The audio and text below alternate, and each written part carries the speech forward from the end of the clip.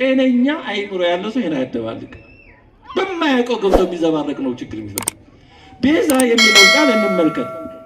ቤዛም በጣም ደጋግመው ፕሮቴስታንቶቹና እነሱ ያሰለጠኗቸው ተሐድሶዎቹ ቤዛ ኢየሱስ ክርስቶስ ብቻ ነው። አዎ ነው።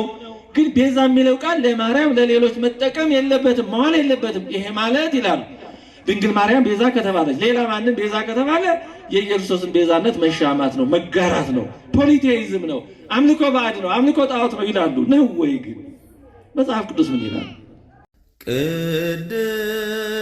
ቅድስት ቤተ ክርስቲያን ቢያንስ መጽሐፍ ቅዱስን ባይገባቸውም ባይቀበሉትም ተሸክመው መዞራቸው አንድ ጥሩ ነገር ስለሆነ ጥያቄያቸውን ተሸክመው ይሄዱ። መልሱን እስካላመጡ ድረስ በእኛ ላይ አፋቸውን የማላቀቅ መብት የላቸው። ባልገባቸው ባልታጠበጃቸው ገብተው እንፈትፍት ሲሉ መፍቀድ የለብንም። ፕሮቴስታንቶቹና እነሱ ያሰለጠኗቸው ተሐድሶዎቹ ቤዛ ኢየሱስ ክርስቶስ ብቻ ነው። አዎ ነው። ካላሰሩት እኮ አስቸጋሪ ብዙ ነገር ያጠፋል። ለእብድ አስረድቶ ይዘለቃል። አብዷላ ኢየሱስ በቂ ነው ይላል። ማን አይበቃም ማለት ያለ ካለ እዛ ሄድና ነገር በኢየሱስ አምላክነት የማያምኑ ነቢይ ብቻ ነው የሚለው የሉም እንዴ? ለምን ለነዛ ሄደው አይነግሩ? እዛም አለ የሚጠብቃይ፣ እዛም አለ። ሌላው ስልታቸው በጣም አይን ያወጣ ማታለልና መዋሸት ነው። ከመጽሐፍ ቅዱስ ውጪ ምንም አንቀበልም። የሆነ ነገር ስትሏቸው ከመጽሐፍ ቅዱስ አምጣ እያሉ የሚያደርቋችሁን ሰዎች እነዚህን ጥያቄዎች ጠይቋቸው። ብዙዎቹ ፕሮቴስታንቶች ሥላሴ በሚለው ያምናሉ፣ በቅድስት ሥላሴ ያምናሉ። ይሄ ጥሩ ነው ማመናቸው በእውነቱ። ቅድስት ቤተ ክርስቲያን ማህደረ መለኮት። በስመ አብ ወወልድ ወመንፈስ ቅዱስ አሐዱ አምላክ አሜን።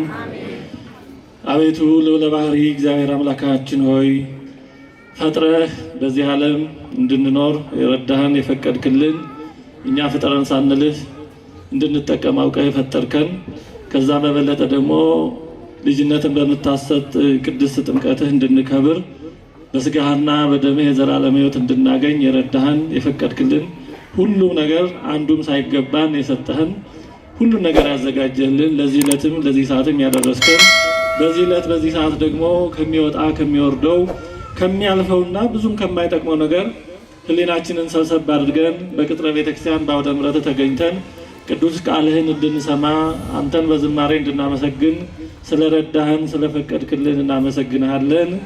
አሜን። አባቶቻችን ካህናት፣ ወንድሞቻችን ዲያቆናት፣ በዚህ አውደ ምሕረት በቅርብም በሩቅም የተሰበሰባችሁ ይህ ድምፅ የሚሰማችሁ የእግዚአብሔር ልጆች ክርስቲያኖች ወገኖቻችን ሁላችሁም እንዴት ዋላችሁ? እንዴት ሰነበታችሁ? እንዴት ከረማችሁ? አሜን። ለዚህ ዕለት ለዚህ ሰዓት ያደረሰን አምላካችን እግዚአብሔር የተመሰገነ ይሁን። የእናታችን የቅድስት አርሴማ ረድኤቷ በረከቷ ለሁላችንም ይድረሰን። የሃይማኖቷ ጽናት የተጋድሎዋ ብርታት ሁላችንንም ይርዳን ያግዘን። እንዲሁም ደግሞ በዘመናችን ሰማዕትነትን በተግባር ያሳዩን ስለ ቤተክርስቲያን ሕይወታቸውን አሳልፈው የሰጡ ሰማዕታት የሆኑ ወገኖቻችንም ሁሉ በቅርብም በሩቅም የምናቃቸውም የማናቃቸውም የሁላቸውን በረከት ይርዳን ያግዘን። አሜን። በሚኖረን ጊዜ የእግዚአብሔርን ቃል እንማማራለን። የምንማማርበት የትምህርታችን ርዕስ በተአምረ ማርያም ላይ ለተነሱ ጉዳዮች ነው። ግን እንደ ርዕስ አድርገን የቃላት አጠቃቀም በመጽሐፍ ቅዱስ የሚለውን እንደ መነሻ አድርገን እንመለከታለን። ተደጋግሞ እንደተነገረው የጉባኤው መዘጋጃ ምክንያት እንደሆነው በተአምረ ማርያም ላይ ለሚነሱ ጉዳዮች በዛ ዙሪያ እሱን ዋና ማዕከልና ትኩረት አድርገን ለመማማር እንሞክራለን። እንግዲህ እንደ መግቢያ እንደሚታወቀው ቅድስት ኦርቶዶክሳዊ ተዋሕዶ ቤተክርስቲያናችን መሰረቷ ክርስቶስ ነው። የተመሰረተችው በነቢያት ትንቢት ሰው በሆነውና የነቢያትን ትንቢት ልክ እንደተነገረው አስቀድሞ በነቢያት ባናገረው መሰረት በአዲስ ኪዳን ደግሞ መጥቶ በፈጸመው በአካላዊ ቃል በኢየሱስ ክርስቶስ ነው። ስለዚህ ቤተክርስቲያን ማለት የክርስቶስ አካል ናት። አሁን ሁላችን እዚህ ቤተክርስቲያን የምንሰበሰበው ሁላችንም ፊታችንን የምናደርገው ወደዚህ ወደ መሰዊያው ነው፣ ወደ መንበሩ ማለት ነው።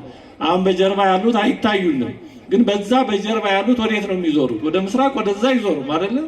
ወዴት ነው የሚዞሩት? ወደዚህ ነው። እኛ ሁላችን ወደዚህ የዞርነው ለመታየት አይደለም፣ ለመታየትና ለሌላ ጉዳይ ቢሆን ኖሮ ምናልባት መድረክ አዘጋጅተን እዛ ወደዛም ልንሆን እንችላለን፣ ግን አይደረግም። ለምን? ሁላችን የምንዞረው ሁላችን የምናየው መሰዊያ መንበሩ ማለት ነው። መንበሩ የክርስቶስ ሥጋና ደም የሚፈተትበት ስለሆነ እዛ ላይ ክርስቶስ መስዋዕት ሆኖ ሁሌ የሚቀርብበት ስለሆነ፣ ስለዚህ ማዕከላችን የሁሉ ነገር ክርስቶስ ነው። ምንም ጥያቄ የለውም። ነቢያትን ብንወዳቸው ስለ ክርስቶስ ትንቢት ስለተናገሩ ነው። ቅዱስ ጳውሎስ በኤፌሶን 2 ምዕራፍ 2 ማለት ነው ቁጥር 20 እስከ 22 ላይ አንትሙ ተሐነጽክሙ ዲበ መሰረተ ሐዋርያት ወነቢያት ይላል። በሐዋርያትና በነቢያት መሰረት ላይ ታንጻቸዋል ይላል። ይሄ ማለት ከክርስቶስ መሰረትነት ሌላ አለ ማለት አይደለም። እንደገና ዕብራውያን ላይ ደግሞ ቅዱስ ጳውሎስ አሁን መልሶ ከክርስቶስ ውጪ ሌላ መሰረት የለም ይላል። አሁን ቃላት ወደ ጉዳያችን እየገባ ነው። ቃላት መሰረት፣ አሁን ነቢያትን መሰረት ተብለዋል፣ ሐዋርያትን መሰረት ተብለዋል። ሌላው ቦታ ያው ቅዱስ ጳውሎስ ደግሞ ምን ይላል? ዕብራውያን ምዕራፍ 6 ላይ ከተመሰረተው መሰረት ውጪ ሌላ መሰረት ማንም ሊመሰረት አይችልም፣ እሱም ክርስቶስ ነው ይላል።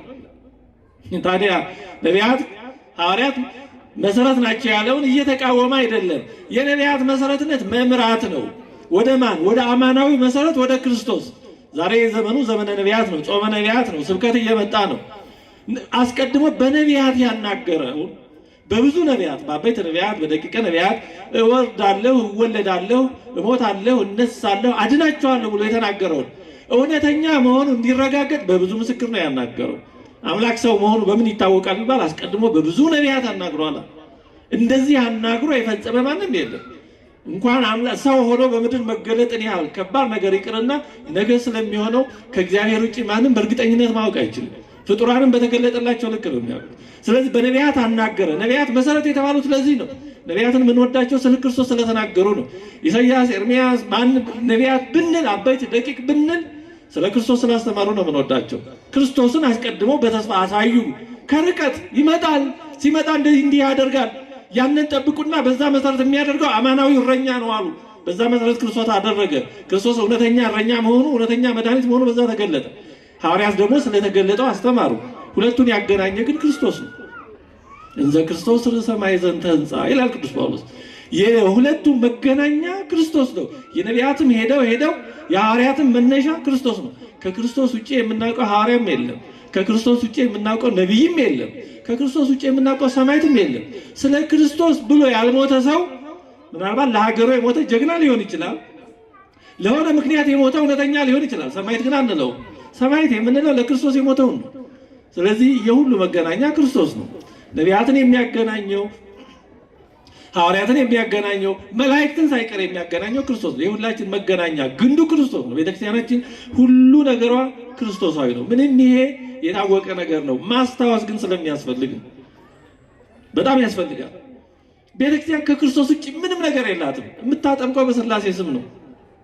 የምታቀበለው ክርስቶስን ሥጋና ደም ነው። ሜሮን የምንታተመው ለክርስቶስ ማህደር ለመሆን ነው። ሌላ ምን አለ? ቅዳሴ አሐዱ አብ ቅዱስ አሐዱ ወልድ ቅዱስ አሐዱ ውእቱ መንፈስ ቅዱስ ብሎ ነው የሚጀምረው። ነገረ ሥላሴን በመመስከር ነው የሚጀምረው። ምን አለ ከዚህ ውጭ? የለም። እንግዲህ ይሄ የቤተክርስቲያን መሰረት ከሆነ አሁን በዚህ በቤተክርስቲያን አስተምሮ ምን ማለት እንደሆነ ጨርሶ የማያውቁ ቤተክርስቲያንን ግን ለመስደብ በጣም አፋቸው የፈጠነ በእውነቱ እንደው በአንዳንዶቹ ምናልባት ሰይጣንን ሳይገረምባቸው ላይቀር የሚችል እንደኔ ያረዳድ በእውነቱ በጣም ነውራቸው ልክ ያለፈ ሰዎች በመጽሐፍም በቃልም በስብከትም ብዙ ነገሮች ያነሳሉ። አሁን እሱን ማዕከል አድርገን ነው ለማየት የምንሞክረው። እነዚህ ሰዎች ምን ይላሉ? አሁን እነሱ ከሚሉት አንድ ሁለት ሶስት ራሳቸው ካሉት ጠቅሼ ላንሳና ይሄ ምን አይነት ስህተት እንዳለው ይሄንን አይነት ስህተት ላለመፈጸም እንዴት መረዳት እንደሚገባ ለማየት እንሞክራለን። መጀመሪያ የምጠቅስላችሁ አንድ ሳታድግ ያረጀች ቤተክርስቲያን ብሎ የጻፈ ሰው ጸጋአብ በቀለ ይባላል። በጣም ቤተክርስቲያንን በመሳደብ እንደው በእውነቱ በጣም በጥላቻ ተሞልቶ የጻፈ ሰው ነው። እንዲህ ይላል: መጽሐፍ ቅዱስ ከዘፍጥረት እስከ ራእይ ብቸኛ ቤዛና አዳኝ የእግዚአብሔር ልጅ ኢየሱስ ክርስቶስ እንደሆነ በግልጽ እየተናገረ በሀገራችን ግን ተቀይጦብን ቤዛና አዳኝ ማርያም፣ ሚካኤልን ወይም ሌሎችም ሊሆኑ እንደሚችሉ አገራዊ መጽሐፎቻችን ያላንዳች ፍረት ይሰብኩናል ይላል። ሳታድግ ያረጀች ቤተክርስቲያን የተባለው መጽሐፍ ላይ ገጽ 38 ይቀጥልና ቤዛዊተ ዓለም ቤዛዊተ ኩሉ የሚለው ይህ ለማርያም የተሰጣት ስም ኢየሱስ ክርስቶስ ብቸኛ የዓለም ቤዛ መሆኑን ለመተካት የወጣ ስም እንደሆነ ለማንም ግልጽ ነው ይላል። እንግዲህ ለራሱ ግልጽ የሆነውን ለሁሉም የራሱን ግምት ለሁሉም ግልጽ እንደሆነ አድርጎ ይገልጻል። ይቀጥልና ኢየሱስ ብቸኛ የዓለም ቤዛ ነው። ማርያም የዓለም ቤዛ ከሆነች ኢየሱስ ክርስቶስ የዓለም ቤዛ ሆኖ መምጣት ለምን አስፈለገው? ዓለም አንድ እንጂ ሁለት ቤዛ የላትምም አያስፈልጋትምም ይላል ይኸው ሰው። ሌላው ደግሞ እመቤታችን መድኃኒታችን ናትና ተአምረ ማርያም፣ ይሄ ቅርብ ጊዜ የሰማ ነው ዮናታን የተባለው ተአምረ ማርያም ይዞ እያነበበ መቅድሙን እመቤታችን መድኃኒታችን ናትና ይላል። ተአምረ ማርያም ማለቱ ነው። መጽሐፍ ቅዱስ የትኛውም ክፍል ላይ ማርያምን መድኃኒት ብሎ ሲያስተምር አንመለከትም ይላል። ይቀጥልና የእመቤታችን የማርያም ሐሳብ እንደ አምላክ ሐሳብ ነው በፈጣሪ ፈንታ ይልና ከዚህ በኋላ ይሄ ጥቅስ ነው። የእመቤታችን የማርያም ሐሳብ እንደ አምላክ ሐሳብ ነው። ተአምረ ማርያም መቅድም ላይ ያለ ነው። ከዛ ግን ማብራሪያውን ምን ብሎ ይቀጥላል? የራሱን ሐሳብ በፈጣሪ ፋንታ የተፈጠረ ማምለክ ጣዖት አምላኪነት ነው። ማርያምን ማምለክ ጣዖት አምላኪነት ነው። ገብርኤልን ማምለክ ጣዖት አምላኪነት ነው እያለ ይቀጥላል። ምንድነው ይሄ? ምንድነው ከመሰረቱ ራሱ የጎደለውማ ጥቂት ሳይሆን ሁለንተናው ነው። ጨለማ ነው፣ ጫካ ነው። ታዲያ በመጽሐፍ ቅዱስ አንድ ቃል ለአንድ ነገር ብቻ ተገድቦ ከዛ ያለፈ ለሌላ ለማንም አይውልም ይባላል ወይ ነው? ለምሳሌ መድኃኒት የሚለውን ቃል እንመልከት። አሁን እንግዲህ እነዚህ ወገኖች የሚሉት ደጋግመው መድኃኒት ኢየሱስ ክርስቶስ ብቻ ነው፣ ከሱ ውጭ ሌላ ማንም መድኃኒት መባል የለበትም። መድኃኒት የሚለው ቃል ከኢየሱስ ክርስቶስ ውጭ ለሌላ ለማንም ከተነገረ ይሄ ማለት ሌላ አዳኝ አለ ማለት ነው። ይሄ ማለት ኢየሱስ ክርስቶስን ከሌሎች ጋር ማስተካከል ወይም ፍጡራንን ከኢየሱስ ክርስቶስ ጋር ማስተካከል ነው። ይሄ ደግሞ ጣዖት ማምለክ ነው ብለው በተሳሳተ መነሻ ይነሱና ከተሳሳተ ድምዳሜ ይደርሳሉ። ግን መጽሐፍ ቅዱስ ምን ይላል? ቢያንስ መጽሐፍ ቅዱስን ባይገባቸውም ባይቀበሉትም ተሸክመው መዞራቸው አንድ ጥሩ ነገር ስለሆነ ተሸክመውት ከሚዞሩት መጽሐፍ እየጠቀስን አሁን እንጠይቃቸዋለን። በነገራችን ላይ ሁሌኛ መላሽ መሆን የለብንም፣ ጠያቂዎች መሆን አለብን። ጥያቄያቸውን ተሸክመው ሄዱ። መልሱን እስካላመጡ ድረስ በእኛ ላይ አፋቸውን የማላቀቅ መብት የላቸው። ታዲያ መጽሐፍ ቅዱስ ስለ መድኃኒት ምን ይላል? እንግዲህ ከኃጢአት ቁስል የፈወሰንና የዘላለም ሕይወትን የሰጠን መድኃኔ ዓለም ኢየሱስ ክርስቶስ መሆኑ የታወቀ ነው። በእውነቱ ለስም አጠራሩ ክብር ምስጋና ይግባው። ይህ የታወቀ ነገር ነው፣ ምንም ጥያቄ የለውም። እንደ ኢትዮጵያ እንደ ኦርቶዶክሳውያን አጠቃላይ ኦርቶዶክሳውያን አብያተ ክርስቲያናት የክርስቶስን ስጋና ደም ሕይወት ነው ብለው የሚሰጡ በክርስቶስ አምላክነት መድኃኒትነት ማመናቸው የታወቀ ነገር ነው። ግን መድኃኒት የሚለው ቃል በመጽሐፍ ቅዱስ ከክርስቶስ ውጭ ለሌላ ተነግሮ አያውቅም ወይ ነው? መጽሐፍ ቅዱስ ይነግረናል። ኦሪት ዘፍጥረት ምዕራፍ 45 ቁጥር 7 ላይ ዮሴፍን ለወገኖቹ መድኃኒት ነው ይለዋል። ራሱ ዮሴፍ ምን አለ? እኔን ወደዚህ በመሸጣችሁ አትጸጸቱ፣ አትቆርቆሩ ይልና ምን ይላል? እግዚአብሔርን በምድር ላይ ቅሬታን አስቀረላችሁ ዘንድ በታላቅ መድኃኒትም አድናችሁ ዘንድ ከእናንተ በፊት ላከኝ። በታላቅ ምን አድናችሁ ዘንድ አለ? በታላቅ መድኃኒት አድናችሁ ዘንድ፣ ከረሃብ ታደጋችሁ ዘንድ ማለት ነው። አዎ ያን 7 የረሃብ ዘመን ዮሴፍ ታድጓቸዋል፣ እግዚአብሔር ባወቀ ቀድሞ ወደ ግብፅ ሄዶ። ስለዚህ ዮሴፍ ወገኖቹን ከረሃብ ስለታደገ መድኃኒት ተብሏል። ይሄ ማለት ታዲያ ዮሴፍ ከክርስቶስ ጋር ተስተካክሏል ማለት ነው? ዮሴፍ ራሱን ከእግዚአብሔር ጋር አስተካክሏል ማለት ነው? እንቀጥል። አንደኛ ሳሙኤል ምዕራፍ 14 ቁጥር 45 ላይ ሕዝቡ ሳኦልን በውኑ በእስራኤል ዘንድ ታላቅ መድኃኒት ያደረገ ዮናታን ይለዋል። ዮናታን እስራኤላውያን ከፍልስጤማውያን ጋር በነበረባቸው ከባድ የህልውና ዘመቻ በጣም የሚገርም ጀብድ ሰርቶ ነበረ። ታሪኩን እዛ ማግኘት ይቻላል። በዚህ ምክንያት ግን ሳኦል ግን ዮናታን አንድ ጉዳይ አፍርሷል ብሎ ዮናታን ምንም ቢሆን ፍትህ የራሱን ልጅ ይገድላለሁ ብሎ ሳኦል ተገለገለ። ሳኦል ቸኩሎ አንድ መሐላ ምሎ ስለነበረ ታሪኩ እንዳይረዝም ወደዛ አልገባ። ህዝቡ ግን በጭራሽ እኛን ህዝቡን ከፍልስጤማውያን ጋራ በሚያስገርም ጀብዱ የታደገ መድኃኒት የሆነ ዮናታን አይሞትም ብለው ሳኦልን ከለከሉት። አያችሁ ፍትሃዊነት። ሳኦል ልጅን ነው ገድላለሁ ሲል የነበረው ለፍትህ ማለት ነው። ከእግዚአብሔር ጋር መኖር ማለት ፍትሐዊነት ነው እንጂ የራስ ሲሆን ሲያጠፋ ግድ የለም ምን ይደረግ የኛው ጉድ ነው አይነት፣ ሌላ ሲሆን ደግሞ ትንኙን ዝሆን ማሳከል ይሄ ሰብአዊነት አይደለም። እና ዋና ነገር ዮናታን መድኃኒት ተብለዋል ነው ህዝቡን የታደገ ስለሆነ። ይሄ ደጉ ዮናታን ነው፣ መርዘኛ ዮናታን ነው አይደለም። ደገኛው የሳኦል ልጅ ዮናታን በእውነቱ ጥሩ ዮናታን ራሱን ለህዝብ አሳልፎ ሊሰጥ ደርሶ የነበረው ዮናታን። ስለዚህ ዮናታን መድኃኒት ተብሏል። መጽሐፈ መሳፍንት 3:15 ላይም ናኦድ የተባለው ከመሳፍንት አንዱ ህዝቡን ከመከራ በጦርነት ስለታደገ አዳኝ አስነሳላቸው ተብሏል። እግዚአብሔርን ብንያማዊውን የጌራን ልጅ ናኦድን ግራኙን ሰው አዳኝ አድርጎ አስነሳላቸው። ስለዚህ ናኦድ አዳኝ ተብሏል። ይሄ ማለት ከእግዚአብሔር ውጭ ሌላ አዳኝ ነው ማለት አይደለም። ለምን አዳኝ ተባለ? ጠይቋቸው። አዳኝ ናኦድ ተብሏልና፣ ስለዚህ አዳኝ የሚለው ቃል ስለተጻፈ ወይ መጽሐፍ ቅዱስ ስህተት ነው በእነሱ አረዳድ፣ አለዛ አብራሩ በሏቸው። ለምን ናኦድ አዳኝ ተባለ? ዮናታን ለምን መድኃኒት ተባለ? ዮሴፍ ለምን መድኃኒት ተባለ ብላችሁ ጠይቋቸው። ይህን አብራሩ በሏቸው እንጂ ሁልጊዜ እየተጫን መሸከም የለብን። በእውነቱ እነሱ ባልገባቸው ባልታጠበጃቸው ገብተው እንፈትፍት ሲሉ መፍቀድ የለብንም። እዛው ተሸክመውት የሚዞሩትን መጽሐፍ ቅዱስ እንዲህ ይላል ለምን እንዲህ አለ ብሎ መጠየቅ ያስፈልጋል። ብዙ ይህን የመሰሉ አሉ። አንድ ሁለትን ጨምር። መጽሐፈ ምሳሌ ምዕራፍ 17 ቁጥር 22 ላይ ደስ ያላት ልብ መልካም መድኃኒት ናት ይላል። ደስ ያላት ልብ መልካም ምንድናት አለ? መድኃኒት። ታዲያ ይህ ማለት ሌላ መድኃኒት ማለት ነው አይደለም። እንደዚህ ብሎ ቃል ይዞ መሮጥ በጣም አደገኛ ነው። የኢየሱስ ክርስቶስ መድኃኒትነት ሌላ ነው፣ ምንም ጥያቄ የለውም። ደስ ያላት ልብ ከዮናታን ከዮሴፍ ጋር የሚደባለቅም የሚምታታም አይደለም። ጤነኛ አይምሮ ያለው ሰው ይሄን አያደባልቅም። በማያውቀው ገብቶ የሚዘባረቅ ነው ችግር የሚፈጥር። ቤዛ የሚለው ቃል እንመልከት። ቤዛም በጣም ደጋግመው ፕሮቴስታንቶቹና እነሱ ያሰለጠኗቸው ተሐድሶዎቹ ቤዛ ኢየሱስ ክርስቶስ ብቻ ነው። አዎ ነው።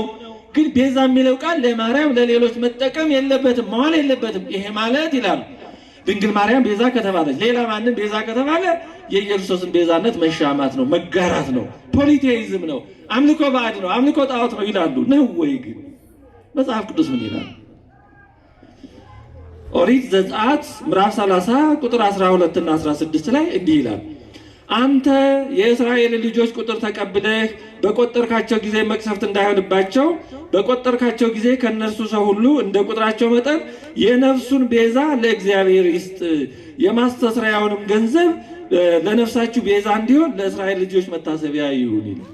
እንዴ ታሪኩ ብዙ አለው ከጀርባ፣ ወደዛ ማብራር ከገባው ብዙ ጊዜ ያልቃል።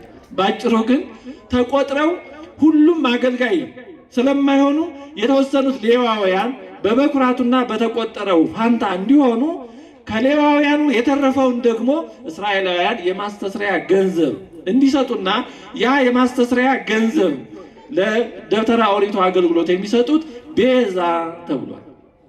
ምን ተባለ? ቤዛ። ያ ቤዛ የተባለው ምንድን ነው? እስራኤላውያን የሚያወጡት ገንዘብ ነው፣ መዋጮ ማለት ነው። ያ ገንዘብ የማስተስሪያው ገንዘብ ቤዛ ተብሏል።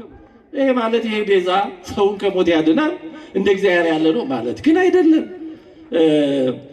ምሳሌ 21:18 ላይ ኃጥእ የጻድቅ ቤዛ ነው ይላል። ኃጥእ የጻድቅ ምንድነው አለ? ቤዛ ነው። ይሄ ማለት ኃጥእ ስጋውን ቆርሶ ደሙን አፍሶ ከሲኦል ያድነዋል ማለት ነው አይደለም። እንደዚህ ያለ ረዳት ጤነኛ ሰው አይኖርም። ግን አግባባል፣ ኮንቴክስት፣ አውድ አንድ ቃል ለብዙ ነገር ጥቅም ላይ ሊውል ይችላል። ኃጥእ የጻድቅ ቤዛ ነው ካለ በኋላ ቀጥሎ እዛው በደለኛም የቅን ሰው ቤዛ ነው፣ በደለኛም የቅን ሰው ቤዛ ነው ይላል። ስለዚህ እመቤታችን ማርያም መድኃኒት መባል የለበትም፣ ቤዛ መባል የለባትም። ይሄ ማለት አምልኮ ባዕድ ነው እያሉ በእውነቱ እንደው ባልተገራ አንደበት ለምስጋና እንኳን ብቁ ባልሆነ አንደበት ለስድብና ለነቀፌታ አንደበታቸውን የሚከፍቱ ሰዎች መጀመሪያ ይህን መመለስ አለባቸው። አሃ ይሄው ጽፋችኋል፣ ተናግራችኋል፣ ቤዛ ማንም አይባልም፣ መድኃኒት ማንም አይባልም ብላችኋል።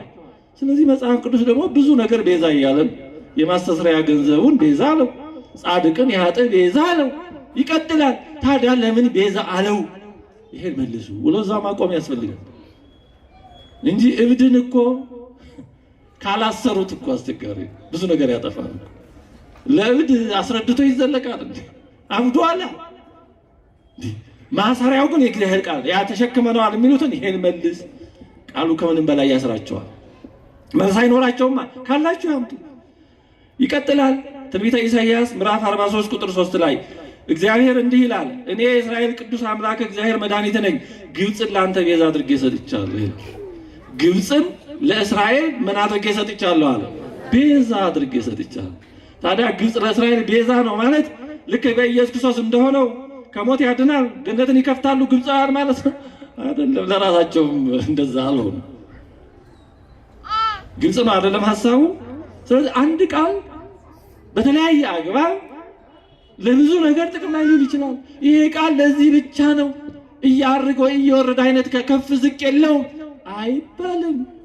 መጽሐፍ ቅዱስ እንደዛ ነው የሚያሳየው።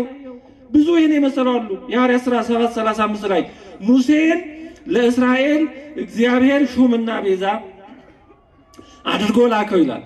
ሙሴን ለእስራኤል ሹምና ቤዛ አድርጎ ላከው። ማንን ነው የላከው? ሙሴን። ላኪው እግዚአብሔር ነው፣ ተላኪው ሙሴ ነው። ወደ ማን ነው የላከው? ወደ ወገኖች ወደ እስራኤል። ምን አድርጎ ላከው አለ? ሹምና ቤዛ። ቅዱስ እስጢፋኖስ ነው ያንን የብሉይን ታሪክ ተርኮ ሲነግራቸው ሹምና ቤዛ አድርጎ ላከው። ታዲያ ሙሴ ለወገኖቹ ቤዛ ከነበረ ሌላ ቤዛ ያስፈልግም ማለት ነው? ሙሴ የክርስቶስን ቤዛነት ይሻማል ማለት ነው? በጭራሽ እንዲህ ያለ አረዳድ የለም። እነዚህ ሰዎች የሚሉት ለመጽሐፍ ቅዱስ ባዕድ ነው። አዋልድ በየት ታልፎ መጽሐፍ ቅዱሱ እንቀበለዋለን የሚሉት ሳይገባቸው እንዴት ብሎ። ስለዚህ ሙሴ ሹምና ቤዛ ተብሏል። ይህን የመሰለ በጣም በእውነቱ ብዙ አለ። ስለዚህ ኃጥእ ሰው ቤዛ ተብሏል። የማስተስሪያ ገንዘብ ቤዛ ተብሏል። ሙሴ ቤዛ ተብሏል። ግብፃውያን የእስራኤል ቤዛ ተብለዋል። ይሄ ሁሉ ቤዛ የተባለው ታዲያ ከኢየሱስ ብቸኛ ቤዛነት ጋር እንዴት ይስማማል? መጽሐፍ ቅዱስ ነው ኢየሱስ ቤዛ ነው ይላል። አዎ እውነት ነው። እነዚህ ደግሞ ቤዛዎች ናቸው ይላል። ሙሴን ቤዛ ይለዋል። እስቲ አስታርቁልን ብላችሁ ጠይቋቸው። ይሄ መጀመሪያ ይሄን ይረዱ። እንዴት ብሎ ይሆናል? እንዴት ብሎ ይሆናል? ወሉት ሰው እቀበላለሁ የሚለው ሳይገባው በጣም ያሳዝነው እኮ በጣም በእውነቱ እጅግ በጣም ያሳዝናል። ተጨማሪ ነገሮችን እንመልከት። ማመን አሁን እምነት የሚታመነው በእግዚአብሔር ብቻ መሆኑ ይታወቃል። ማለትም የፈጠረ የሚያኖር የሚገድል የሚያነሳ እግዚአብሔር ብቻ መሆኑ ይታወቃል። ስለዚህ እምነት በእግዚአብሔር ብቻ ነው የሚባለው በዚህ አግባብ ነው። ሌላ ማንም ያድነኛል ይገድለኛል ተብሎ አይታመንም። ማለትም ሰው ሊገድል ይችላል፣ ግን በነፍስ አይገድልም።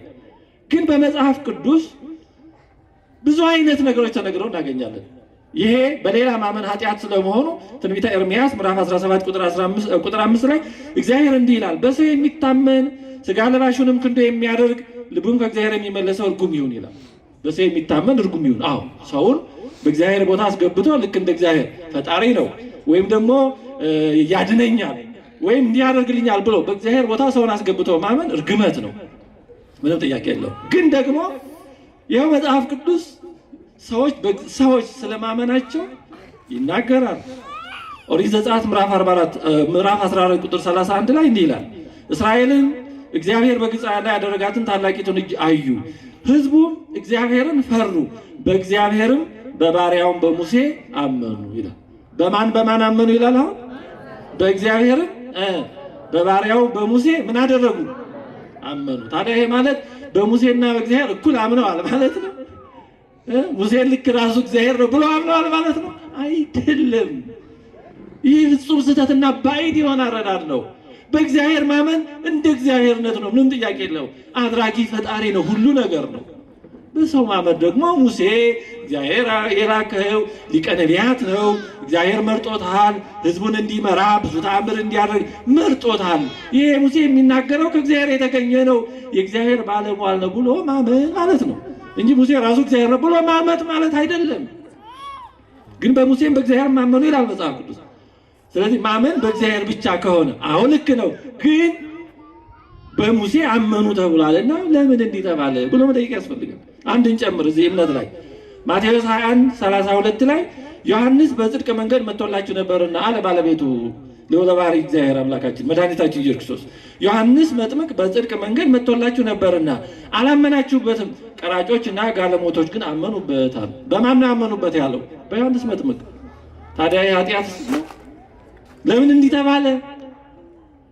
በዮሐንስ መጥምቅ ማመናቸው አምልኮ ጣዖት ነው፣ ከእግዚአብሔር መውጣት ነው አልተባለም። ራሱ ባለቤቱ ነው ያለው። ምክንያቱም በዮሐንስ ማመን ማለት ዮሐንስ እውነተኛ የእግዚአብሔር መንገድ ጠራጊ ነው፣ ወደ ክርስቶስ ይመራናል፣ ስለ ክርስቶስ የተናገረ እውነት ነው ብሎ ማመን ማለት ነው እንጂ ዮሐንስ ራሱ ቤዛ ነው አምላክ ነው ብሎ ማመን ማለት አለው። ቃሉ ግን ጥቅም ላይ ውሏል። በእግዚአብሔር አመኑ እንደተባለ ሁሉ በሙሴም አመኑ ተብሏል። በዮሐንስ መጥምቅም አመኑበት ተብሏል። እንግዲህ እነዚህ ወገኖቻችን ኦርቶዶክሳውያንን እንደተሰጣቸው ተልእኮ ለማስበርገግ ከእውነተኛዋ የህይወት መንገድ ለማውጣት የሚጠቀሙባቸው ይህንና ይህን የመሰሉ ስልቶች ናቸው። አንዱ ስልታቸው እኛ የማንለውን እንደምንል የምንለውን ደግሞ እንደማንል አድርጎ በሐሰት መክሰስ ነው። ይሄ ስትሮማን ይሉታል።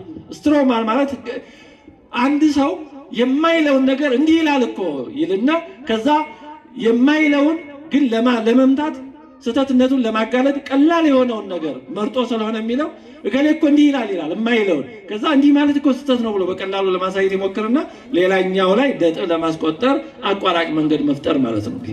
ሌላውን በማይለው መውቀስ፣ ይሄ አንዱ ስልታቸው ነው። ለምሳሌ ምን ይላሉ? ኦርቶዶክሳውያን አምላኮቻቸው ብዙ ናቸው ይላሉ። 44ቱ ታቦት እኮ የሚሉት 44 አምላኮቻቸው ናቸው ይላሉ። ይህ እኮ በጣም የሚያሳዝነው የእነሱማ እንግዲህ ዓላማ ነው። ይህን ሰምቶ ግራ የሚጋባ መኖሩ ግን እጅግ በጣም ያሳዝናል። ይህን ሰምቶ በጣም ያሳዝናል። ምን ያህል ትምህርት ላይ እንዳልሰራን ያሳያል። በእውነቱ በእርግጥ ሁሉ ጋር መድረስ አይቻልም። ይሄ የሐሰት ክሱ ነው። ኦርቶዶክሳውያን ማርያምን ያመልካሉ ይላል።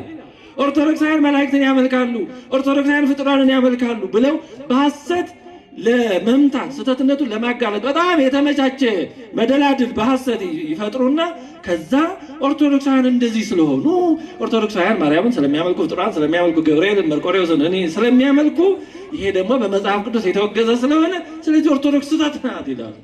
ግን መነሻው እነሱ የፈጠሩት ነው። እኛ ቅዱሳንን አምልከን እንደማናውቅ ይታወቃል።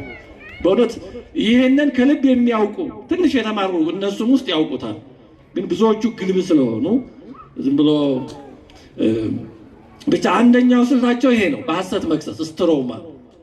ሌላኛው ስልታቸው የቤተክርስቲያንን አስተምሮ መሰረታዊ እውነት የሆኑትን ቤተክርስቲያን ስታስተምራቸው ስታምንባቸው ሕይወቷ ሆነው የኖሩትን እውነቶች ልክ እኛ የማንቀበላቸውና እነርሱ ብቻ የሚያምኗቸው ማስመሰል ወይም ደግሞ አዲስ ያመጧቸው እውነቶች አስመስሎ ማሳየት ሌላው ስልታቸው ነው። ለምሳሌ ምን ይላሉ? ከኢየሱስ በቀር መድኃኒት የለም ይለዋል። እኛ ምን አልንሽ? ሌላ ተሰቅሎ ሞቶ ተነስቶ ያዳነን አለን መች ብለን? ቤተክርስቲያን የምታምነው ይሄንን ነው።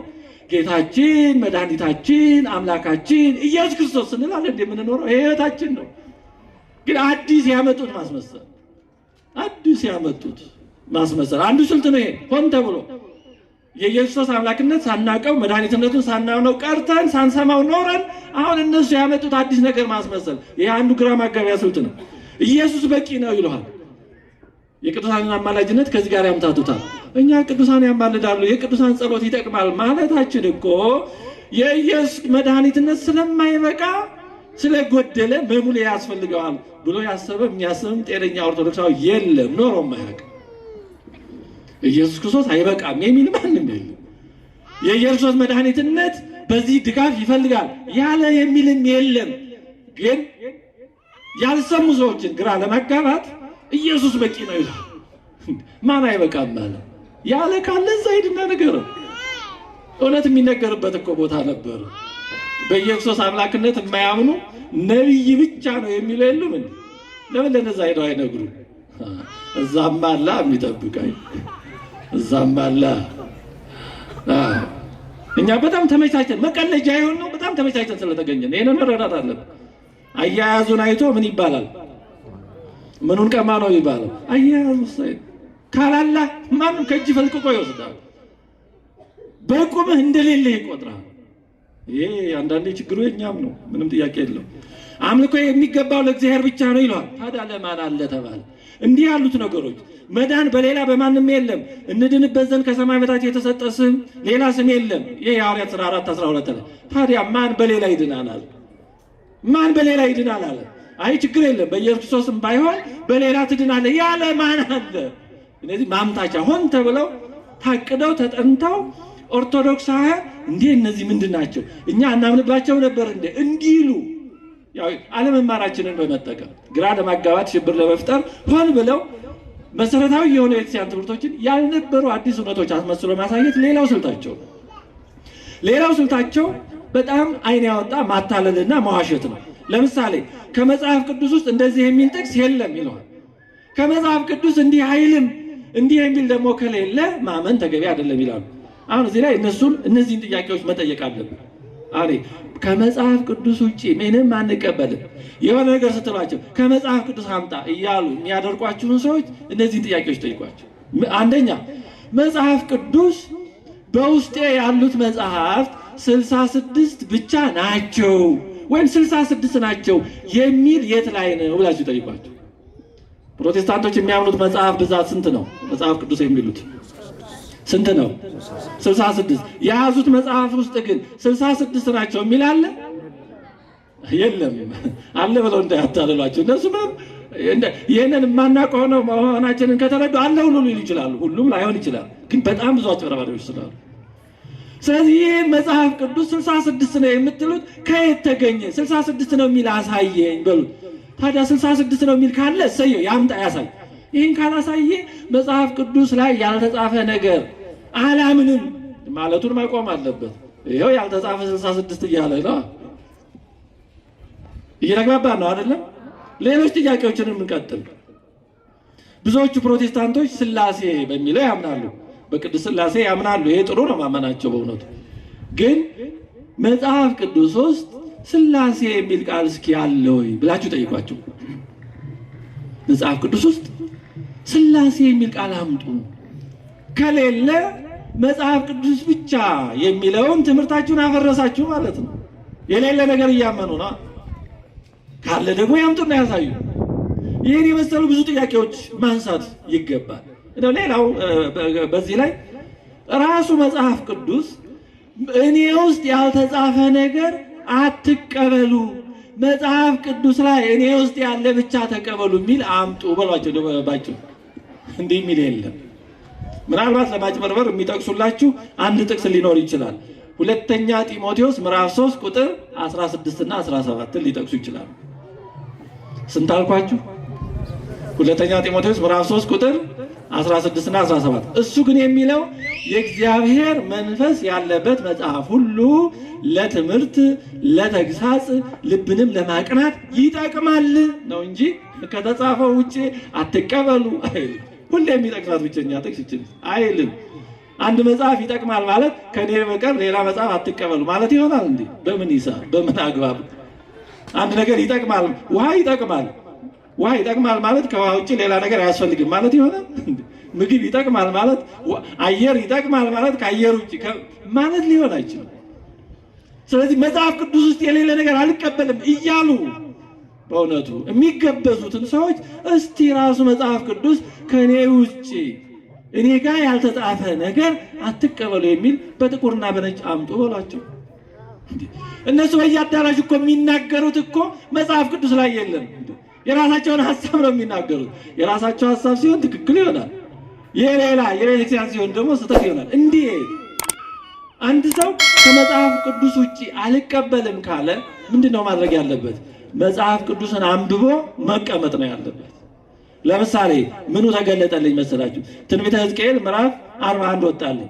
አንድ ሰው መጽሐፍ ቅዱስ ብቻ ነው የሚቀበለው ከመጽሐፉ ቅዱስ ውጪ ምንም አልቀበልም ካለ ይሄው ምዕራፍ 41 ትንቢተ ሕዝቅኤል ለምሳሌ ወደ መቅደሱም አገባኝ፣ የግንቡንም አዕማድ ወርድ በዚህ ወገን 6 ክንድ ወደዚያ ወገን 6 ክንድ አድርጎ ለካ። በቃ ከዛ በኋላ ቁጭ ወይም ጥፍ ነው ማድረግ ያለብን። ይሄ ማለት ካልኩ ምን እያደረኩ ነው? እየጨመርኩ ነው አለ። አልተጻፈም። ይሄ ማለት ብዬ ነው የምለው እዚህ ላይ አልተጻፈም። ያ የኔ ሐሳብ። ስለዚህ በየአዳራሹ የሚለፈልፉት ሁሉ እኮ መጽሐፍ ቅዱስ ላይ የለም፣ የራሳቸውን አረዳድ ነው።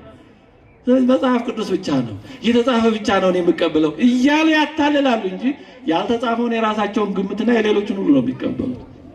እና እነዚህ ማታለያ ስልቶቻቸው ናቸው በእውነቱ።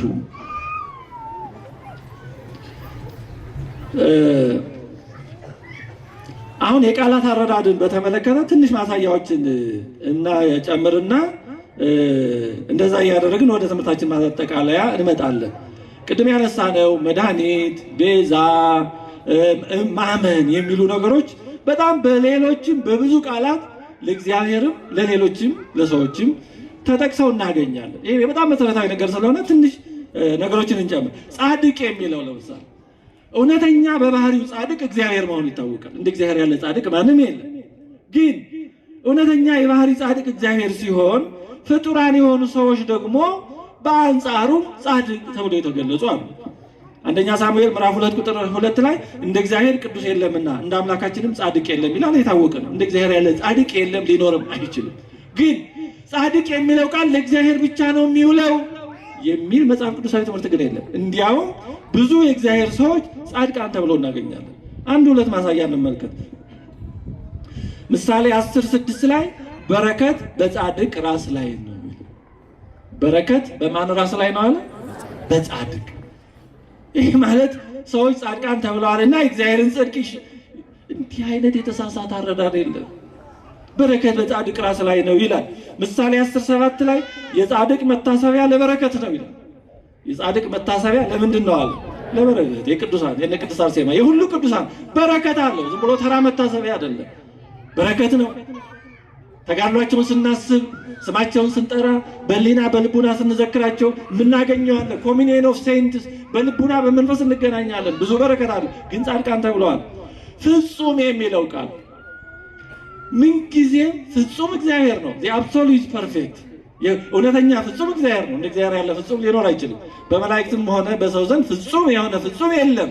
ግን እግዚአብሔር በባህሪው ፍጹም ሲሆን፣ ግን ደግሞ ፍጡራንም እንደ ጸጋቸው መጠን ከእግዚአብሔር ፍጹምነት አንጻር ባላቸው ቅርበት እሱ በሚያውቀው ፍጹም የተባሉ በጣም ብዙ ሰዎች አሉ በመጽሐፍ ቅዱስ።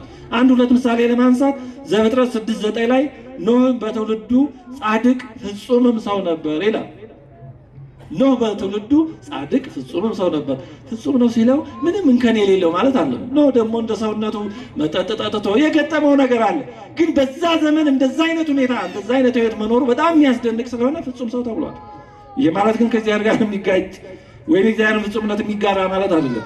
ኢዮብም አንድ ላይ ዖፅ በሚባል ሀገር ስሙ ኢዮብ የተባለ አንድ ሰው ነበረ። ያም ሰው ፍጹምና ቅን ነበረ። ኢዮብን ምን አለው? ፍጹምና ቅን ነበረ። ስለዚህ ፍጹም የሚለው ቃል ለእግዚአብሔርም ይውላል፣ ለሰዎችም ይውላል። ለሰዎች ሲሆን እንደ ጸጋቸው እንደ ተጋድሏቸው መጠን አንጻራዊ ነው። እግዚአብሔር ደግሞ ፍጹም ነው። እንዳውም ይሄን ሁሉ እኮ አጠቃለው መድኃኒታችን ኢየሱስ ክርስቶስ ምን አለ? የሰማይ አባታችሁ ፍጹም እንደሆነ እናንተ ምን ሆኑ አለ? እናንተ ምን ሆኑ አለ? ፍጹማን ሆኑ። ሁላችን የተጠራ ነው ፍጹማን እንድንሆን ነው እንጂ ደካሞች ሆነን እንድንቀር አይደለም። የክርስትና ጥሪ ከፍ ያለ ነው። ወደ ላይ መውጣት ነው። አሰንት ነው፣ መውጣት ነው፣ መውጣት ነው። የተጠራ ነው ፍጹማን እንድንሆን ነው። ስንቶች ደርሰውበታል፣ እግዚአብሔር ነው የሚያውቀው። እዚህ ውስጥ ብዙ ፍጹማን ሊኖሩ ይችላሉ፣ አናውቅም። ማን እንደሆነ አናውቅም። በነገራችን ላይ የእግዚአብሔር ቃል ይነገራል፣ ግን ማን ላይ ፍሬ እንደሚያፈራ እኛም አናውቀው፣ እግዚአብሔር ነው የሚያውቀው። እና አንዳንድ ጊዜ በማናውቀው መናገርን በእውነቱ አንዳንድ ጊዜ ጥንቃቄ ያስፈልጋል። አይ በዚህ ዘመን ትምህርቱ ይሰጣል፣ ፍሬ የለም፣ ሰው ይሰማል፣ አይለወጥም፣ በጣም አይባልም። ነውር ነው፣ ክህደትም። ማን እንደተለወጠና እንዳልተለወጠ ማን ያውቃል? አሁን ዛሬ የሚሰጠው ትምህርት ከዚህ ውስጥ ስንቶቹን እንደለወጠ ማወቅ እንችላለን? አሁን ሪፖርት አቅርቦ ቢባል ኮሚቴ ተቋቁሞ ማወቅ ይቻላል። እንኳን ሌላ ሰው እያንዳንዳችን ራሱ ምን እንዳገኘ አናውቀው። እንደ እርሾ ነው። እርሾ ውስጥ ገብቶ እንዴት ዱቄቱን እንዴት እንደሚያወካ መቼም በየቀኑ አይለካም ማለት እህቶቻችን እናቶቻችን እርሾ ዱቄት ጋር ስታደርጉ በየጊዜው እየሄዳችሁ ምን ያህል ተለወጠ ተለካላችሁ እንዴ? በቃ በጊዜው ጊዜ ግን ይለውጠዋል። እግዚአብሔር ቃል እንደዛ ነው። ስራ መስራቱን አያቆምም፣ ግን በእያንዳንዱ ይሄን ያህል ሚሊሜትር ይሄን ያህል ሴንቲሜትር ግራም እንደማይባል እግዚአብሔር ቃልም ስራውን አያቆምም። ስለዚህ አንዳንዴ መንፈሳዊ የሚመስሉ ግን በጣም ያልሆኑ ንግግሮችን በጣም መጠንቀቅ ያስፈልጋል። በቃ በዚህ ዘመን ይሰበካል፣ ሰው አይሰማም፣ ሰው አይለወጥም። በጣም እንዲህ ብሎ መናገር እውነቱን ለመናገር ክህደት ነው። ያቶኛ ፍጡራን ምኑን እናውቀዋለን? ያ እግዚአብሔር ቃል ማንጋ ምን እንደሰራ ምንም አናውቀው። እንደውም አንድ ወዳጅ አንድ ቀን ሲያጫወት ምን ብሎኛ ዘፈን ይፈትነኝ ነበር አለ። እንደው ወደ ክርስቲያን ቀረብ ያለ ሰው ሆኖ እና በጣም በቃ በተለይ ድሮ የሰማኋቸው ዘፈኖች በቃ እየመጡ በጣም ይፈትኑኝ ነበር አለ። እና በቃ ዘፈን መተው ከብዶኝ ነበር አለ። አንድ ቀን ግን ዝም ብዬ መንገድ እየሄድኩ አውደ ምሕረት ላይ ሰውየው ስለ ዘፈን ነበር የሚያስተምረው ሰባኪዋ እና ቁጭ ብዬ አልተማርኩም። ሳልፍ ግን የሰማኋቸው አንድ ሁለት ቃላት በቃ ዘፈንን አክንትፍ ብዬ እንድተው አደረጉኝ። ከዛ ቤት ሲሄድ ያን ጊዜውኑ ማታ ለውጥ ሲጀምር ምን ተገኘ ዛሬ ምን አገኘ እኔ አላሉኝ። እና የትኛው ቃል መቼ እንዴት እንደሚለውጠን አናውቀውም። ተናጋሪውም አያውቅም፣ ሌላውም አያውቅም። እና ምን ለማለት ነው ፍጹም ስንል ሁላችን የተጠራ ነው ወደዛ ፍጹምነት ነው። ማን እዛ ጋር ደርሷል አልደረሰም ግን አናውቅም። ያን እግዚአብሔር ነው የሚያውቅ። የቤተክርስቲያን ድርሻ ማስተማር፣ መናዘዝ፣ ማቁረብ፣ ማከም ነው። ማን በቅቷል ማን አልበቃም እግዚአብሔር ብቻ ነው የሚያውቀው። ቅዱስ የሚለውም ቃል እንደዚሁ ለእግዚአብሔርም ይውላል ለሰዎችም ይውላል። እግዚአብሔር ቅዱስ መሆኑ የታወቀ ነው። ምንም ግን ያ ቅድስና ለእኔ ብቻ ነው፣ ሌላ ማንም ቅዱስ እንዳትሉ ግን አላለም። እንዲያውም ሌዋውያን ምዕራፍ 19 ቁጥር 1 እና 2 ላይ ራሱ እግዚአብሔር ምን አለ? ኩኑ ቅዱሳነ እስመ አነ ቅዱስ አነ፣ እኔ ቅዱስ እንደሆን እናንተ ምን ሆነዋል? ቅዱሳን ሆኑ። አያችሁ ሁላችን ተጠርተናል ማለት ነው። እግዚአብሔር የሚመኘው የሚፈልገው ሁላችን ቅዱሳን እንድንሆን። የክርስትና ጥሪ ለቅዱስና ነው። በጸሎተ ቅዳሴ ጊዜ ቁርባኑ ድርገት ወርዶ ሊሰጥ ሲል ምንድነው የሚለው ዲያቆኑ? ቅዱሳት ለምን ይላል? ለቅዱሳን ቅዱስ የሆነውን ስጋውና ደሙን ቅዱስ ለሆኑ ምዕመናን አቀብል ነው የሚለው። ግን እኛ ደግሞ እንደዛ ስላልሆን የሆኑ ቅዱሳን እንኳን ቢሆኑ ለኛ አይሉም። አንድ ሰው እውነተኛ ወደ እግዚአብሔር መቅረቡ የሚታወቀው ፍጹም ኃጢአተኛነቱን ሲያውቅ ነው። የቅድስና መገለጫው ይሄ እንጂ ማስታበይ ምናምን አለ። አንድ ሰው የምር የእግዚአብሔር ሰው የሆነ ሲሄድ ፍጹም የማይረባ በእግዚአብሔር ዘንድ በቃ የመጨረሻ ኃጢአተኛ እንደሆነ ይታወቀዋል። ለማስመሰል ሳይሆን በእውነት። ስለዚህ ቅዱሳት ለቅዱሳን ቅዱስ የሆነ ስጋውና ደሙ ለቅዱሳን ለምዕመናን ይሰጥ ሲባል እኛ ደግሞ ቅዱሳን አይደለንም። የተጠራ ነው ቅዱስ ልንሆን ነው፣ ግን አልሆንም። ስለዚህ ምን እናድርግ? ትተነው እንመለስ አይደለም። መድኃኒት ትቶ ወዴት ይኬዳል? ታዲያ ምን ይሻላል? እግዚኦታ። ከዛ ቀጥሎ ይመጣል እግዚኦ ማረን። እንዲህ ከአንተ ውጭ ወዴት እንሄዳለን? መድኃኒታችን አንተ ነህ። ስለዚህ ጥለናን አንሄድም። በሽተኞች ነን፣ ግን መድኃኒት አንተ ነህ። ስለዚህ እግዚኦ መሐረነ ክርስቶስ ብለን በዐቢይ ዜማ ሁሉ ብለን ወደ ስጋው ደግሞ ይቀረባል። የተጠራ ነው ለቅድስና ስለሆነ። ግን ሰዎች ቅዱሳን መሆናቸው እግዚአብሔርን ቅድስና አይሻማ ብቻ ሳይሆን እግዚአብሔር ቅድስናውን ገንዘብ እንድናደርግ ነው የጠራን። እውነቱ ጌታ የሚለውስ ቃል አሁን ይሄ ደግሞ በጣም ጠንከር ያለ ጌታ ለእግዚአብሔር ብቻ የሚነገር ነው፣ ሌላ አይባልም። ፍጡራንን ጌቶች ማለት አምልኮ ጣዖት ነው ይላሉ። ግን ነው ወይ? መጽሐፍ ቅዱስ ምን ይላል? ዘፍጥረት 18:12 ላይ ሳራም በልቧ እንዲህ ስትል ሳቀች፣ ጌታዬ ፈጽሞ ሸምግሏል አለች። ሳራ ጌታ ያለችው ማንን ነው? ጌታ ያለችው ባሏን አብርሃም። ታዲያ ሳራ አብርሃም ባሏን ጌታዬ ማለቷ ባሏን ታመልካለች ያሰኛል? አያሰኝም። ጤነኛ አይምሮ እንዲህ አያስብም። ቅዱስ ጴጥሮስም ጠቅሶ በመልእክቱ አመስግኗታል። ሳራ ባሏን ጌታዬ ትለው ነበረ። ሴቶችን በቅድስና ሕይወት ባሎቻችሁን እንዲሁ ብታከብሩ በቅድስና ሕይወት ወደ መንፈሳዊ ትስቧቸዋላችሁ፣ ለሃይማኖት የማይታዘዙ ባሎች ቢኖሩ ማለት ነው ብሎ አመስግኗታል። አብርሃም ደግሞ እዛው ዘፍጥረት 18:27 ላይ ጌታውን ደግሞ ከጌታዬ ጋር ስነጋገር ብሏል። አሁን አብርሃምም እግዚአብሔርን ጌታዬ ነው ያለው፣ ሳራም አብርሃምን ጌታዬ ነው ያለችው። ስለዚህ አብርሃም ጌታዬ ያለው እግዚአብሔርን ከሆነ ሳራ ጌታ ያለችው አብርሃምን ማምለክ አያሰኝም። ቃል ተይዞ አይሮጥም። ይሄን የመሰለ በጣም ብዙ አለ። ዘፍጥረት 27:29 ላይ ዘፍጥረት 27:29 ላይ ይስሐቅ ልጁን ያዕቆብን ባርኮታል። ኤሳው እንዲገዛለት ጌታ እንዲሆን አደረግኩት ብሏል። ይሄን የመሰለ በጣም ብዙ አለ። ዘፍጥረት ምዕራፍ 27 ላይ ደጋግማችሁ ብታዩ ያዕቆብን የኤሳው ጌታ አደረግኸዋለሁ ይላል። እንዳውም ኤሳው በኋላ በጣም አዝኖ በቃ ሌላ በረከት የለህም በረከት አለቀች ማለት ነው ሲለው ምን ላድርግ በቃ ጌታ አንድ ጊዜ አድርጌዋለሁ ብሎ ይሄ ማለት አምላክ አድርጌዋለሁ ማለት አይደለም። ምንም ጥያቄ የለውም።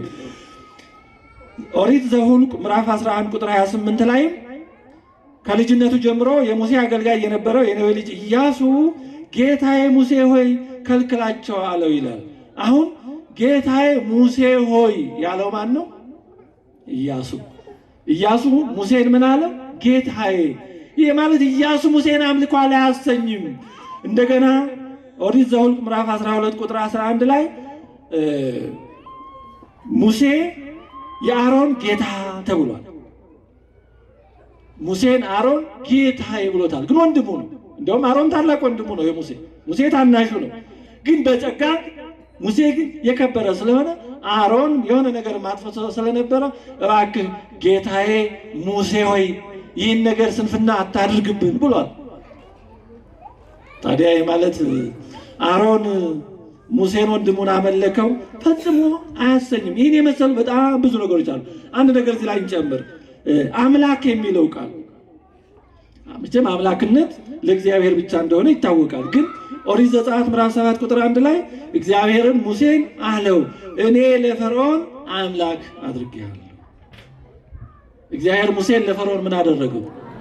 ምን አደረገው? አምላክ። ይሄ ማለት ፈርዖንን ሙሴ ፈጥሮታል ወይ እንደዚህ ያሰኛል? ኧረ በጭራሽ አያሰኝም። ይሄ ማለት እግዚአብሔር በባህሪው የሚያደርገውን ገናናና ኃያል የሆኑ ተአምራትን ሙሴ በእግዚአብሔር ኃይል እንዲያደርግ ራሱ እግዚአብሔር ይሄን ኃይል ጸጋ ሰጠው ማለት ነው።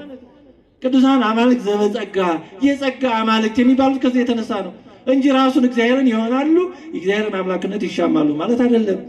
ስለዚህ መድኃኒት ቢባል፣ ቤዛ ቢባል፣ አምላክ ቢባል፣ ጌታ ቢባል፣ ቅዱስ ቢባል፣ ፍጹም ቢባል ለእግዚአብሔር ሲሆን በተለየ ሁኔታ ብቸኛ ቅዱስ የሚመስለው የሌለ ፍጹም ተነጻጻሪ የሌለው ጻድቅ መሆኑን በመረዳት ነው። ለፍጡራን ለቅዱሳን ሲሆን ደግሞ እንደ ጸጋቸው የአንዱ ኮከብ ክብር ከሌላው ኮከብ ክብር ይበልጣል እንዳለ ቅዱስ ጳውሎስ የአንዱ ቅዱስ ክብር ከሌላው ይበልጣል፣ እንደየጸጋቸው እንጠቀምበታለን። ይህን ሁሉ አጠቃሎ ቅዱስ ዮሐንስ አፈወርቅ እንዲህ ብሏል። በቆሮንቶስ መልእክት የቅዱስ ጳውሎስ መልእክት ትርጓሜ ላይ ቅዱስ ዮሐንስ አፈወርቅ እንዲህ ይላል፣ ለእግዚአብሔርና ለሰዎች ተመሳሳይ አገላለጾችን እንጠቀማለን። እግዚአብሔርንም ቅዱስ ሰውንም ቅዱስ፣ እግዚአብሔርንም ፍጹም ሰውንም ፍጹም ወዘተርፈ እንላለን። ሆኖም ግን ለእግዚአብሔር ስንናገር የሚኖረን አረዳድና ለሰዎች ስንናገር ሊኖረን የሚገባ አረዳድ የተለያየ ነው። ምንም እንኳ ቃሉና አገላለጹ አንድ አይነት ቢሆንም ስለኛ የሚነገረውን ስለ እግዚአብሔር ከሚነገረው ጋር አንድ አይነት አድርገን ልንረዳው አይገባም። ስለ እግዚአብሔር ሲነገር ለእርሱ እንደሚገባ አድርገን መረዳት ይገባናል፣ አለበለዚያ ታላቅ ስህተት ላይ እንወድቃለን ይላል። ስለዚህ እመቤታችን መድኃኒት ብትባል ለአካላዊ ቃል ለወልድ ዋህድ ለኢየሱስ ክርስቶስ ንጹሕ የሆነ ስጋ ንጹሕ የሆነ ነፍስ ስለሰጠች ሰው የሆነው ከሷ ነው። ስጋ ከሰማይ ይዞ አልወረደም። ስለዚህ ሰው ሲሆን ቅዱስ የሆነ ስጋ ቅዱስ የሆነ ነፍስ የሰጠች የመድኃኒት እናት ስለሆነች ቤዛ መድኃኒት ሌላም ያለ ቃል ብንላት ለክርስቶስ እናት ስለሆነች ነው። ሌላ ምንም ምክንያት የለው። እመብርሃን እመ አምላክ እመ ሕይወት እመ መድኃኒት የምንላት ለዚህ ነው። የብርሃን እናት ናት፣ የመድኃኒት እናት ናት፣ የአምላክ እናት ናት። ስለዚህ መድኃኒት ትባላለች። እነ ዮናታን እንኳን መድኃኒት ተብለዋል ከሆነ ነገር ህዝብ ስለታደጉ። ከረሃብ የታደገ ዮሴፍ መድኃኒት ተብሏል። እመቤታችን መድኃኒት ቢባል ቃሉ ለእሷ ጥቅም ላይ መዋሉ ቢያንስባት እንጂ አይበዛባት። ምንም ጥያቄ የለም። ሰዎች ሙሴ እንኳን አምላክ ተብሏል በእውነቱ ፈርዖን ላይ እነዛን ተአምራት ስላደረገ። ስለዚህ ቃላቶችን እንዲህ ባለ ሁኔታ መረዳት በጣም አስፈላጊ ነገር ነው። የተወደዳችሁ እግዚአብሔር ቤተሰቦች ወደ ትምህርታችን ማጠቃለያ እየሄድኩ ነው። በእመቤታችን በቅድስት ድንግል ማርያም ላይ አሁንም ከሚነሱት ነገሮች አንዱን ብቻ ላንሳና ከዛ የተወሰኑ ነጥቦችን አይተን እንጨርሳለን። የእመቤታችን የማርያም ሐሳብ እንደ አምላክ ሐሳብ ነው የሚለው እንግዲህ ሰሞኑንም በዚህ ዙሪያ ትምህርት ተሰጥቶ ይሆናል። መልካም ነው፣ ግን ሐሳቡን በደንብ መረዳት ስላለብን ቢደጋገምም ጥሩ ሊሆን ይችላል። የእመቤታችን የማርያም ሐሳብ እንደ አምላክ ሐሳብ ነው የሚለውን ተአምረ ማርያም መቅደም በመጥቀስ ይሄ ማለት በፈጣሪ ፋንታ ፍጡር ማምለክ ነው ብሎ መተርጎም ሲጀመር ምንም የማይገናኝ ነገር በእውነቱ። እንዴ የተወደዳችሁ እግዚአብሔር ቤተሰቦች አሁን በዚህ ዘመን እየገጠመን ያለው ነገር ምን መሰላችሁ?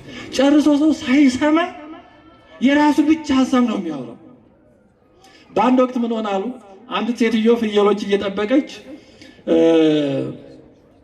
የሆነ ስራ ይዛ ፍየሎቿ ጠፏት።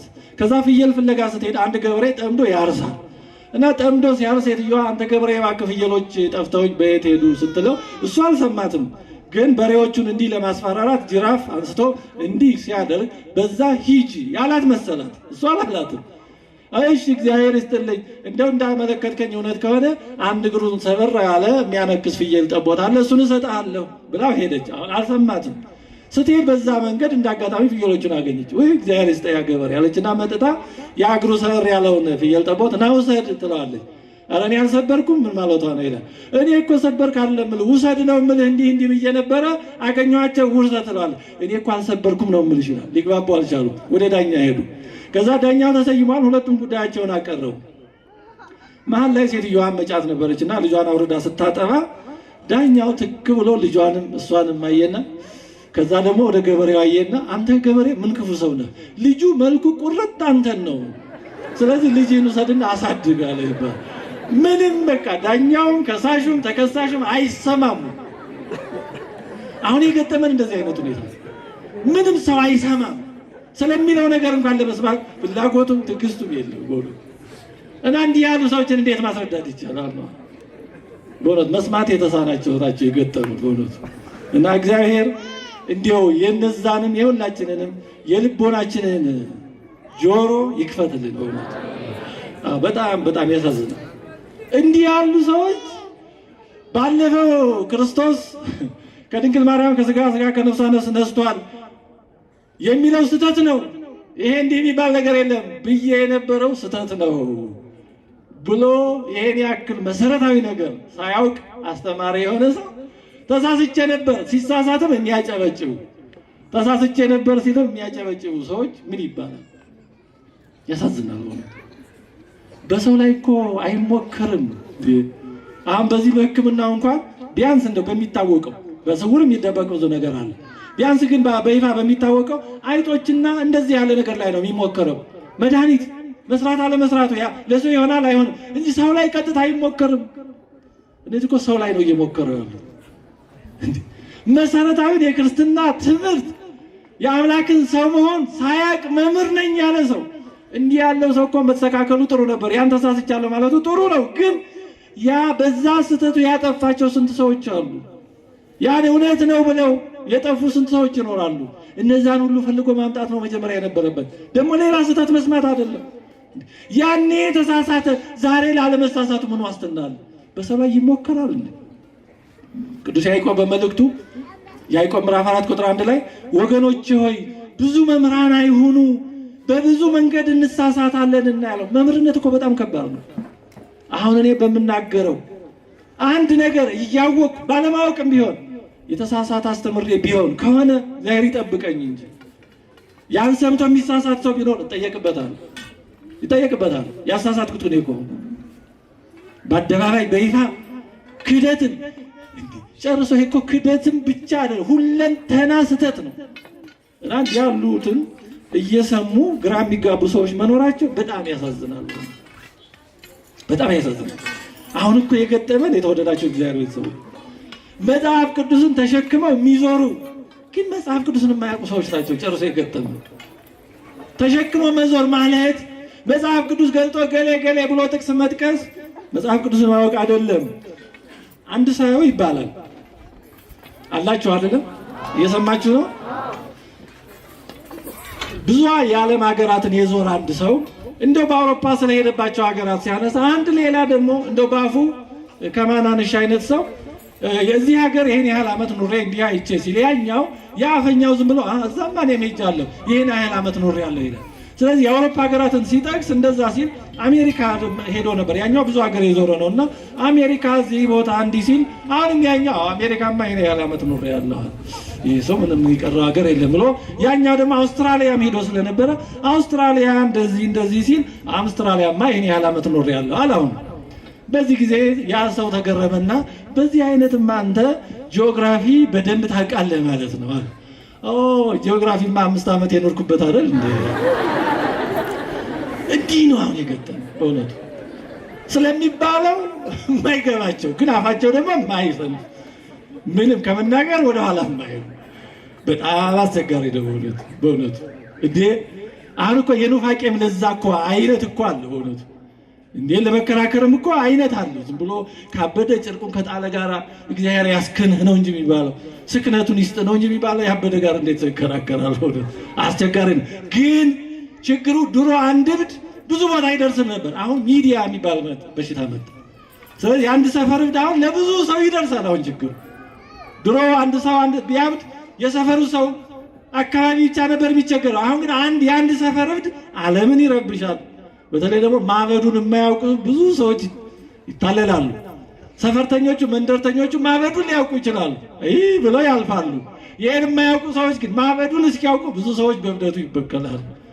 እግዚአብሔር ያበዱትንም አይምሯቸውን ይመልስልን፣ ህዝባችንንም በእብድ ውሾች ከመለከፍ ይጠብቅልን። ትንሽ ነገር እናንሳና እንጨርሳለን። የእመቤታችን የማርያም ሐሳብ እንደ አምላክ ሐሳብ ነው ማለት በአጠቃላይ እግዚአብሔር እኛን የፈጠረን እኮ እንደሱ ሐሳብ እንድንኖር ነው እንጂ እንደ ራሳችን ሐሳብ እንድንኖር አይደለም። ምክንያቱም የሚጠቅመን እንደ እግዚአብሔር ሐሳብ መኖር ስለሆነ ቅዱስ ጴጥሮስ በሁለተኛ መልእክቱ ምዕራፍ 1 ቁጥር 4 ላይ ከመ ትኩኑ ሱቱፋነ ለመለኮተ ዚአሁ ይላል። ከመለኮቱ ባህሪ ተካፋዮች እንድትሆኑ ታላቅ ተስፋ ተሰጣችሁ። ከመለኮቱ ባህሪ ምን ማለት ነው? እርሱ ቅዱስ እንደሆነ እኛም እንድንሆን የእሱን ባህሪ በጸጋ ገንዘብ እንድናደርግ ማለት ነው። ስለዚህ እመቤታችን ይህንን የእሱን ሐሳብ የመሰለ ሐሳብ የኖራት መሆኑ ደስ ያሰኛል። እውነትም ነው እንጂ ሁላችን የተጠራንበት ጉዳይ ስለሆነ ከክርስትና የወጣ ምንም ነገር የለውም። እንዲያውም የሚያስነቅፈው ከእግዚአብሔር ሐሳብ የወጣ መሆኑ ነው። በማቴዎስ 5:48 ላይ ቅድም አንስተናል። በፊልጵስዩስ ምዕራፍ 2 ቁጥር 5-9 ላይ ቅዱስ ጳውሎስ በክርስቶስ ኢየሱስ የነበረ ይህ ሐሳብ በእናንተ ዘንድ ደግሞ ይሁን ይላል። በኢየሱስ ክርስቶስ የነበረ ሐሳብ በእናንተ ዘንድ ምን ይሁናል? ይኑር። ይህ ማለት ሐሳባችሁ እንደ ክርስቶስ ይሁን ማለት ነው። ሐሳባችሁ እንደ እግዚአብሔር ይሁን ማለት ነው። ታዲያ እመቤታችን ይሄን መሆኗ ያስመሰግናል፣ ያስደንቃል፣ ደስ ያሰኛል እንጂ ምን ያስከፋል? ሐሳቧ ታዲያ እንደ እግዚአብሔር ካልሆነ እንደማን ሊሆን ኖሯል? እንደ እግዚአብሔር ይቅር ይበለንና እንደ ዲያብሎስ ያለ ሐሳብ እንዲኖራት ነበር እንደሚፈለገው። ያንማ ሔዋን አደረገችው። ሔዋን ከዲያብሎስ ሐሳብ ጋር ተስማማች። ስለዚህ ለራሷም ለሌላው ሞትን አመጣች። እመቤታችን ደግሞ ከእግዚአብሔር ሐሳብ ጋር ተስማማች። የዓለምን ሕይወት የለወጠውን ይሁንልኝ፣ እንደ ቃል ይደረግልኝ፣ እኔ የእግዚአብሔር ባሪያው ነኝ የሚለውን ቃል ተናገረች። ይሄ የሰው ልጆች ሕይወት የለወጠ ቃል ነው። ልብ አድርጎ የእግዚአብሔር ቤተሰቦች፣ እግዚአብሔር ሰው ሊሆን መልአኩን ወደ እመቤታችን ሲልክ በመልአኩ አማካይነት ሲጠራት ሰው ሊሆን እንደወደደ ብስራቱን ሲነግራት አይ አልፈልግም፣ ከኔ አምላክ ሰው እንዲሆን አልፈልግም ማለት ትችል ነበር? አትችልም ነበር? ትችላለች። እግዚአብሔር ማንንም አስገድዶ አያደርግም። እግዚአብሔር የነጻነት አምላክ ነው። ስለዚህ በፈቃዷ ወዳ ባትቀበል ኖሮ ድነታችን ምን ይሆን ነበር? አናውቀውም ስላልሆነ። ስለዚህ እመቤታችን ይሁንልኝ ማለቷ ቃል ሥጋ እንዲሆን እኛ እንድንድን የመዳንን በር ከፍተዋል። ሔዋን የሞትን በር ከፈተች ብሎ የሚያምን ሰው እመቤታችን የሕይወትን በር ከፈተች ቢባል እንዴት ነው ይሄ የሚከብደው? ሔዋን ምክንያተ ሞት መሆኗን የሚያምን በኦሪት ዘፍጥረት ምዕራፍ 3 ላይ ደግሞ ደጋግሞ ሔዋንን የሚወቅስ ሰው እመቤታችን ይሁንልኝ ብላ መድኃኒት በማኅፀኗ እንዲጸነስ በፈቃደኝነት አምላክ ሰው እንዲሆን የድነት በር እንዲከፈት ምክንያት መሆኗን መቀበል እንዴት ይከብደዋል? ክርስቲያን ይህን ሊከብደው አይችልም። ግን ችግሩ ቅድም እንዳነሳ ነው የአምላክን ሰው መሆን ሥጋ መልበሱን የማያምኑ እንዲህ ብለው የሚያምኑት በነገራችን ላይ በአንደኛው በሁለተኛው መቶ ዓመት ግኖስቲኮች የሚባሉ መናፍቃን ነበሩ። በተለይ ደግሞ ዶሴቲኮች የሚባሉ አምላክ ሰው የሆነ መሰለ እንጂ ምንም ከማርያም ሥጋ ነፍስን አልነሳም፣ ሰው መሰለ እንጂ አልሆነም የሚሉ ነበሩ። አሁን ያሉት ፕሮቴስታንቶች የዛን ሐሳብ ነው የሚያነሱት። ሁሉም ፕሮቴስታንቶች ሳይሆኑ እንዲህ የሚሉት ማለት ነው። ከቤተክርስቲያን ታሪክም ከእውቀትም ነፃ ስለሆኑ ያው ችግር ነው። ስለዚህ የተወደዳቸው የእግዚአብሔር ቤተሰቦች ትምህርታችንን ለማጠቃለል እመቤታችን ቅድስተ ቅዱሳን ንጽሕተ ንጹሐን ወላዲተ አምላክ ከፍጥረት እንደሷ የከበረ የለም። ሐዋርያት እኮ ጌታን ያወቁት ከ30 ዓመት በኋላ ነው። ሲጠራቸው ነው ከተለያየ ግብር። እመቤታችን እኮ ጌታን ያወቀችው ገና በማህፀኗ ነው። እንደሷ የሚያውቀው ማን አለ?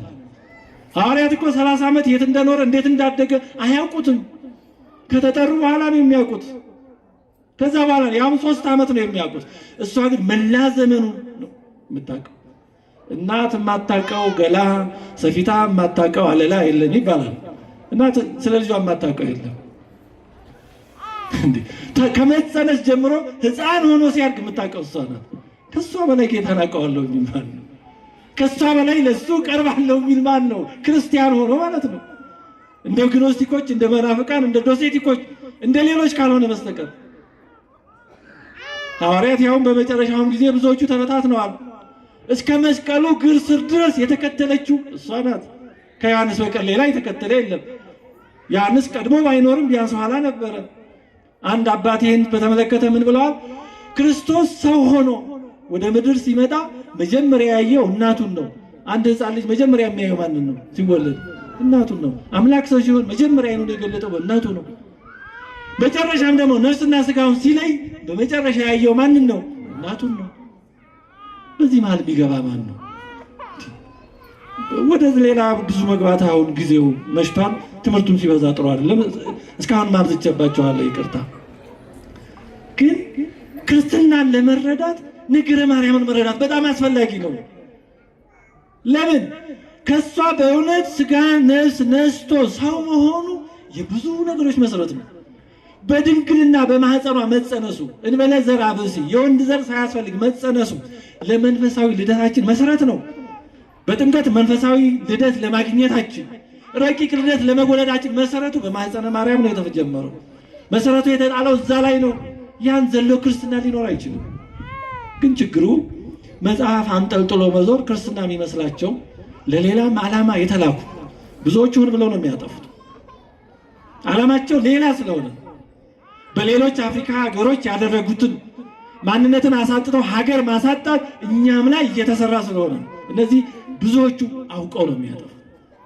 ተልኳቸው ሌላ ስለሆነ ቀለብ ሰፋሪ ተልኮ ሰጥቶ አሰማሪ ስላላቸው ሆን ብለው ነው የሚያበላሹት። ሆን ብለው ወደዛ ዝርዝር አሁን መግባት አንችልም። እግዚአብሔር አምላካችን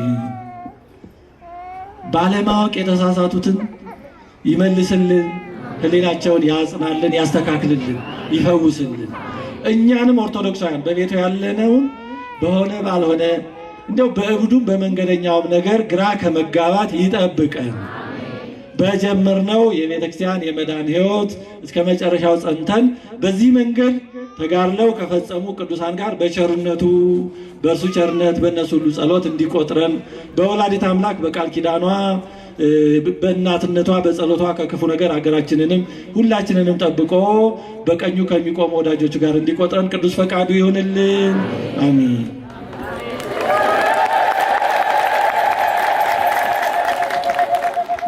ቅዱስ